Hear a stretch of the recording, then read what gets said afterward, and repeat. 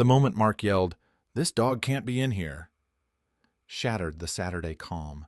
Sarah's service dog, calm and obedient, was suddenly the center of a furious storm. Shoppers gasped as accusations flew, and Sarah's quiet dignity crumbled under a brutal public shame. But what happened next will shock even those who thought they'd seen everything. But first, let's go back to the beginning. Mark Reynolds stood rigid behind the customer service desk, his jaw clenched as the murmur of the unsettled crowd buzzed around him. His gaze lingered coldly on the empty spot Ranger had just vacated by Sarah's abandoned shopping cart. For Mark, this was more than a breach of store policy. It was a direct challenge to the order he painstakingly maintained.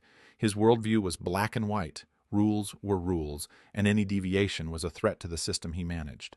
To him, the presence of any animal, service dog or not, was a slippery slope, a potential liability that could open the store to lawsuits, complaints, or worse. Mark's motivation was rooted in a deep-seated need for control. Years of corporate training had hammered into him the importance of policy adherence, of shielding the business from risk at any cost. His demeanor was often cold, but beneath it lay a simmering fear that one misstep could unravel the fragile balance he worked to uphold. He justified his harshness as necessary, a form of tough love for the sake of the greater good. The idea that compassion might sometimes require bending rules was foreign to him, almost dangerous. Meanwhile, Sarah Thompson stood just outside the sliding glass doors, her heart pounding with a mix of shock and humiliation.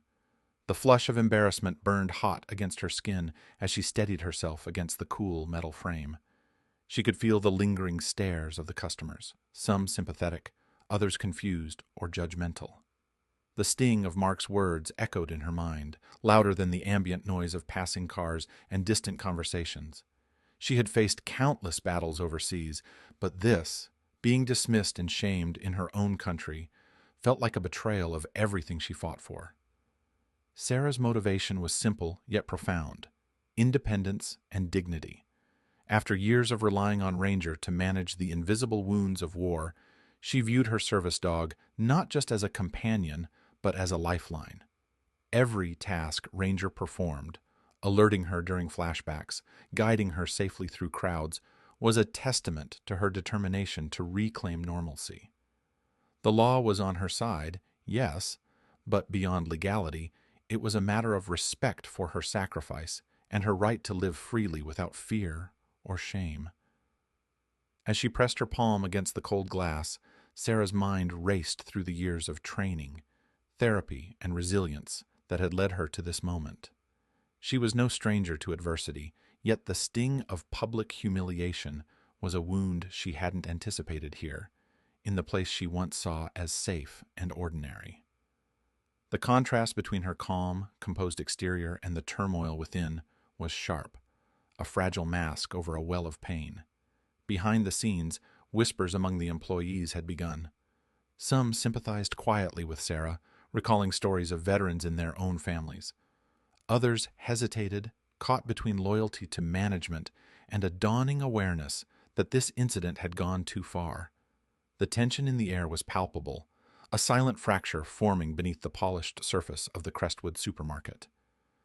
Mark returned his gaze to the aisles, his mind already running through damage control measures. Yet, beneath his strategic calculations, a flicker of doubt crept in, unsettling the rigid fortress of certainty he'd built. Could he have handled this differently? Was there room for empathy within the walls of policy?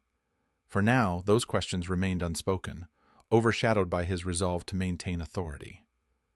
Outside, Sarah took a slow breath, feeling Ranger's warm presence beside her.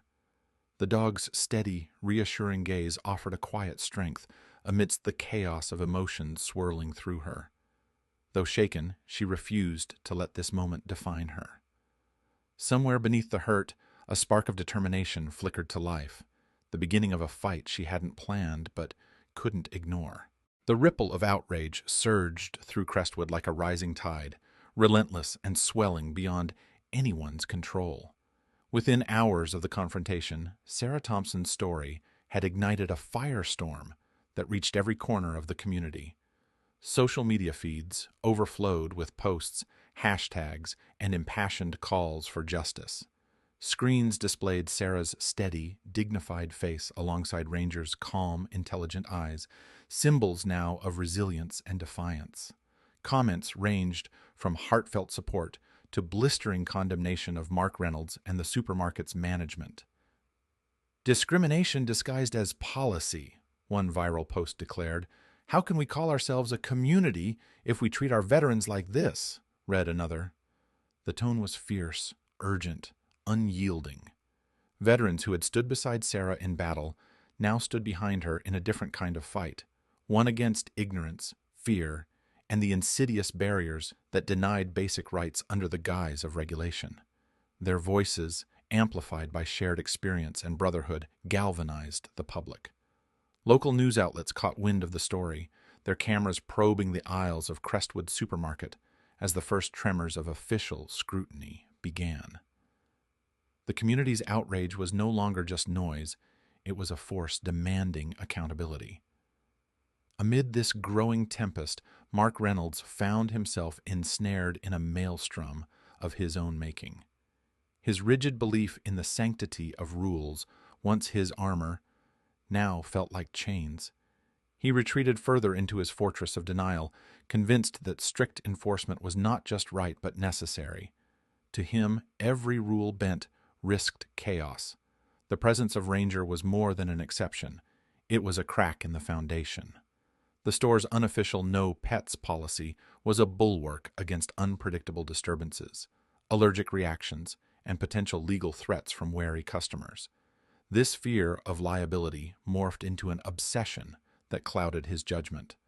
Mark's stubbornness blinded him to the cost. The human faces behind the regulations, the quiet suffering masked by policies that lacked compassion. His decisions, made in the name of order, now threatened to unravel everything he'd built. He failed to see that his enforcement was not protecting the store, but alienating the very community it served. The growing backlash was a reflection of his own narrow vision, a reflection that he was unprepared to confront. The local Veterans Association, a respected body with deep ties to the community, mobilized swiftly. Their response was measured but firm. An official request for intervention sent to the Food and Drug Administration office responsible for upholding federal laws on service animals in public spaces. They cited clear violations, underscoring the gravity of discriminating against a disabled veteran. The letter was meticulous, a blend of legal authority and moral imperative, demanding immediate inspection of the Crestwood supermarket.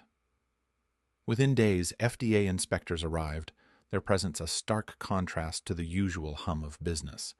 Their scrutiny was comprehensive and unyielding. Beyond the service dog incident, their investigation uncovered systemic failures, improper food safety handling practices that compromised sanitation, outdated accessibility features that hindered disabled customers, and lapses in employee training regarding accommodation laws. The violations formed a damning mosaic of neglect. Under the mounting pressure of public outcry and regulatory findings, the FDA wielded its authority decisively. Crestwood Supermarket was temporarily closed for thorough inspection and mandated corrections. The closure sent shockwaves through the community and the company alike. For Mark Reynolds, it was an unspoken indictment, not just of his management, but of his inability to adapt, to balance rules with humanity. For Sarah and her supporters, the closure was a hard-won victory, a tangible step toward recognition and respect. As the doors locked behind the last customers, the store, once a symbol of steady routine and control, stood silent, a physical embodiment of the conflict between rigid order and the rising demand for justice. The tide had risen, unstoppable and resolute, reshaping the landscape in ways no one could have predicted. The closure of Crestwood Supermarket struck like a seismic blow, unsettling the quiet rhythms of the town and casting a spotlight on the fractures beneath its surface. The once bustling aisles fell silent, emptied of chatter and commerce, replaced by the cold stillness of a building shuttered not merely for repairs, but for reckoning. Mark Reynolds, the figure who had once embodied the store's unyielding order, now sat suspended, his title stripped away, his authority in limbo. The investigation peeled back layers of his management, revealing not just procedural failures, but a fundamental disconnect from the human lives intertwined with the store's operation. The weight of public scrutiny pressed heavily upon him, forcing a confrontation with truths long ignored. Amid the chaos, Sarah Thompson found herself at a crossroads. The emotional toll of public humiliation, legal battles, and community attention threatened to overwhelm her. Yet, beneath that strain, a flicker of resolve took hold, nurtured by the unexpected warmth of support from strangers and officials who recognized her fight as something larger than a single incident. Letters poured in, calls made, and voices raised in solidarity, each a thread weaving into a fabric of collective advocacy. Sarah's trauma was transforming into purpose, her silence replaced by a voice that resonated beyond the walls of Crestwood. The community hearing became a crucible of change. The room brimmed with townspeople, officials, veterans, and activists, all drawn by the unfolding drama and the urgent call for justice. When Sarah took the stand, her demeanor was poised yet impassioned. She spoke not only of her own ordeal, but illuminated the invisible wounds carried by veterans and disabled individuals, wounds unseen but deeply felt.